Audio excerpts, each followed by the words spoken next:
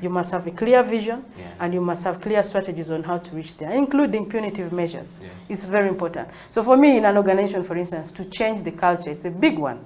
Change that culture of where people come at 10 a.m. and they leave at 3. Or people come early and they're actually not doing anything. So a change process could be having a result-based system where you account for results. And you may not like it. But what do? That is what you want to see.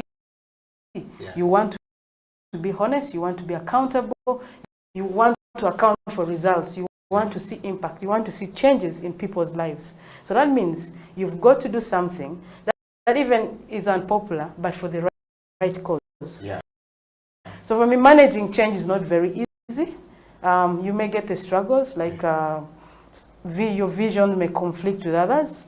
But what do? You stand to what you do. And if you find that, for instance, the values are conflicting with what is there, you can't change something. Move on. Because why would you change your values if you find, for instance, the things that you cherish, and I talk about values, and you're not getting the opportunity to be what you want to be. You go. The organization is what, is popular. There could be good leaders out there, but they are stuck because of reputation of the organization. Yet the world is waiting to see them. They have actually outgrown this space. They have outgrown the space. They are so afraid of change. I am not afraid of change. I move, even if it means taking risks, but for the right reasons. Once you check your intentions are right, and you feel you can make a contribution somewhere. Correct. It is good to lose something, but you gain it along the way. So for me, that change has to be well thought. What is it I want to change? How does that resonate around my values? How does it help me? For instance, it was so helpful for me to have more time with my children, which was very difficult in Kampala now, because traffic jam. You lose 6 hours in traffic. You reach home when the kids are sleeping, you leave when they are sleeping. As a mother, for me, that was not something that, it was already conflicting with my values. I had to do something to make sure that I am able to be busy as a CEO, as an ED in work, but still knowing what is going on in my home, and making sure that the children are growing up with values, that when you come to my home, you're not embarrassed by what you see there. So balancing, as a woman, it's so tricky, balancing between leadership in the office and even at home is not easy, but it is possible to achieve it. So I see many women held behind because they're also afraid. I see many women held behind because they're also afraid. Maybe their husbands are not encouraging them to do what they want to do. And life is to be lived once. You, as an individual in this world, have been put for a purpose here. And once you understand that you are, an ambassador in this world, and you have a purpose to fulfill on this world, you are not afraid of even what your husband may say. He will catch along the vision as you go. But you move. And along the way, he'll say you took the right decision. So I really encourage people out there that sometimes change is inevitable. You've got to change. And sometimes people insist on holding on when everything is falling apart. You're going to fall eventually. Because it's like an ice. You have an ice and there is sun. Slowly it is melting away, but you're still holding on. You remain and fall. So you need to take the change and move. Sometimes it's a tough decision, but you must move the change. You must act so that you reach where you want to reach. Because the vision that you had before, this is how many years now back. Align it to the context today. Align it to the challenges and opportunities that you see today, like with COVID now. There's so much that we can do. Yes, there's a problem, but for every problem, there is a solution. So you have got to change some of the, your activities, your actions, in order to bring that positive change that you want to see. Well, we're talking to Jennifer Okusia Erejo. She is the executive director of Bosco Uganda, and I can tell you the nominations were not in vain. She is really fit for where she's going. Jennifer, we want to just encourage people to send in their kisses, and this is coming. If Jennifer is doing well, kiss us. If she's not doing well, please diss we're okay. We will be able to, respond to you. And please set your questions ready for Jennifer. We'll be able to try and pick a couple of 2 or 3 questions across the world. And leadership, change management, and transformation. Jennifer, let me drive you to a very specific part of the show, which is, closing change management, going to transformation, as it is here on the show. When you speak with a lot of passion, you speak with a lot of energy, you speak with a lot of, drive and self-motivation.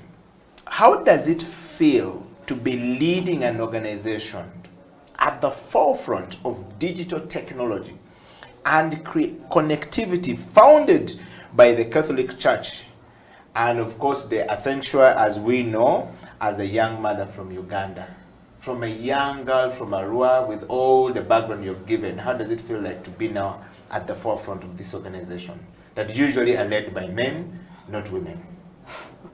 It feels great to transform lives, to transform even business operations, to transform organizations. We've seen many organizations struggling. The cost of internet is still very, very expensive, very, very high for many people. It's not affordable with the commercial networks. It's quite expensive. So Bosco Uganda gives support to organizations that actually aids their work. They get it at a very, very low cost. It is really actually free, and it's supported to even live stream, and it's reaching out to the people in this period where there's a lockdown and you can't even go to church anymore. So we're seeing radio stations in the region who are broadcasting using our achieve their missions and their visions, their goals. That is something beautiful that Bosco Uganda is doing. And we thank actually NITAU, we thank UCC, the organization, because they were seeing very far. They had very good insight. The founders had such beautiful vision of the future, way before, this technology was even here. So for me, it's something that is beautiful. The potential of what we can do is amazing, so that they no longer have to spend time writing long notes, in the registers. You feel, Jennifer, your age, your sex, and so on and so forth. These registers are so many. There's even no store for keeping the register. Digitalize that information so that you're able to even trace who is coming with the facility, improve diagnosis, improve care, addressing mortality rates, death among children, that is like say under 1 year, using technology. The doctor's able to monitor the health of the children, and even you need to go and learn computer in 2 weeks. A little support as good as giving people basic skills sets them to move and discover themselves. So now with internet connection, what can they not do? Students we're going to still, improve education, the quality of education. We see the possibility of even schools across, that is having teachers being able to broadcast and exchange materials online. And we're going to carry the same vision, because we want to see our citizens better. So with Bosco Uganda, there's so much opportunity we have available to support education, health, even agriculture. We've seen people use the apps to study the health of your farm. So use technology to develop, and that's why I love what we're doing, because I bring in the aspect of development. I'm not a technician, but I tell them if people don't, they take off. So we can see that with technology, with ICT, women can transform their lives right from the home. You walk to an ICT center that is near you. Students, even at home, can walk to the center. If you have internet, a wireless system, hotspots available, like in the market in Gulu, we established the hotspots, and the women during the COVID, you can use it to sell, find market prices. Farmers are using it to find prices of their products. Network, the possibilities. You open people to the world and take them away from, so believe in possibilities beyond where you are. You see things and you actually affirm things like poverty. I said, poverty, I must kick it out of the family. I said, my family, I'll be the first graduate. My siblings will not, how do I say, will not remain uneducated, because I believe very much that with God all things are possible. So for me, at an individual level, this faith has brought me so far with the values that I cherish today of honesty, hard work, how do I say, trustworthy, how do I say, transparency and so on. So these things guide me, and this came for me from the church. Being an active Christian, a Catholic, I am a Catholic, but I'm very, how do I say, I love God, and I can do nothing without him. I really do believe that the values that we have, the church fails you. He actually comes through, and every time where there seems to be no way. And being in the Catholic Church, I really want to see that we're supporting not only the church, but it's an organization that reaches out to regardless of faith. We've established ICT centers in mosques, in Muslims schools, and that is important for us because you're looking at humanity. With faith is you look at the human aspect of people, and you, regardless of race, religion, gender, sex, you're looking at the human person, and you want what you want for yourself should be the same for others. Selfishness does not help us. I really do believe that there is more blessing in giving. Peter Nyeko, and he's a giver. I wouldn't be here without some people like him. What he's going to work on and what we are going to build together, working on to support health centers now have energy, 1.5 kilowatt energy in health center 2s and 3s. That is going to transform lives, because I think these are some of the values that we commonly share, that we want to see people's lives change. We want to improve, access. We want to provide an ambulance to people so that they transport mothers who are pregnant to facilities, help those facilities people do better with their lives. So for me, faith at a personal level, it's driving me to the organization, and even as I move out, it's so critical for me. I just want to see, how do I say, that light, the light of Christ that shines, and that for me is a big thing. Be the light, bring light where there's darkness. Give hope for other people. Let them see that you can, they're where they are now, they will also be somebody at some time. You don't have to be a perfect leader, but if you have the values and if you cherish the things that you do, the sky is the limit.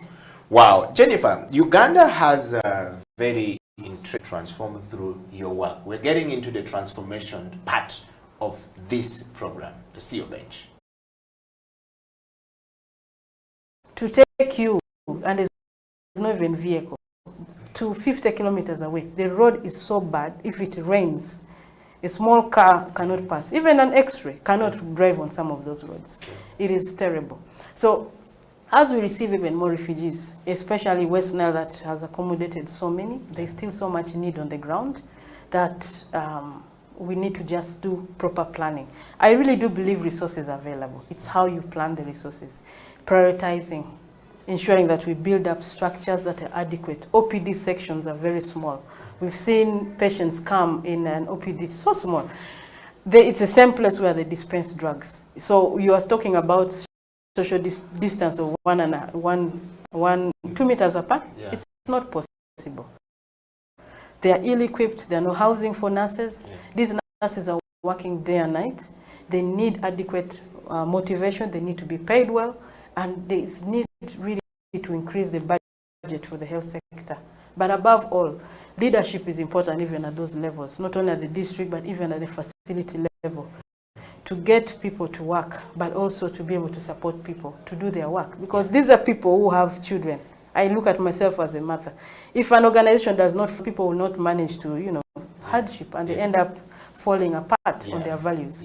So, the international community has to continue supporting, but also we want to see government do better in terms of planning the resources and perhaps driving the demand from down up and not top down.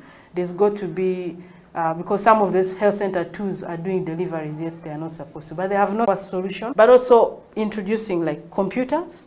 We will train health workers on the basic skills and on how to digitalize data so that it takes away the burden of, the time lost, have partnership, the collaboration. So I'm really happy to work with Mandulis. I look at the future so bright that we shall support health centers. One aspect is digital, bringing in laptops with JICA support to help improve, the work in the facility. but also bring energy, which is something great, and even transport that would help the community to be able to access medical services in emergencies. Like we have electric ambulances that Mandulis is working on, beautiful ideas. We need more people, more Ugandans to get out and do something that is going to transform lives. It's not about money. Many of the companies, by the way, if you go to those areas in West Nile, for the facilities that we sample, about 75 of them, network is a problem. You don't even have voice. You cannot call on MTN, you cannot call on Airtel. Airtel does quite better. They have really reached out in a wider coverage, but you can't even call. You click away and it's at the district. I continue with my work. Now I lose 2 days to move from one health center to come to the district to give a report. 2 days would have done so much to help lives, save lives. So with technology alone, a click away, instant reports to the ministry, even up to Kampala. So there's need for partners to come in and work with Bosco Uganda, work with the existing partners on the ground to support technology.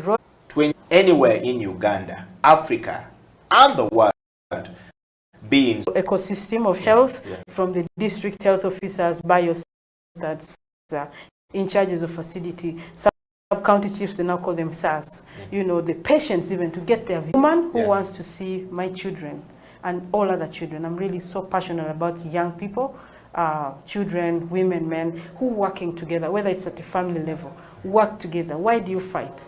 Put your efforts together, put your resources together. I have seen families where the man is working, the woman is working, but it's only the man who is spending the money in the family.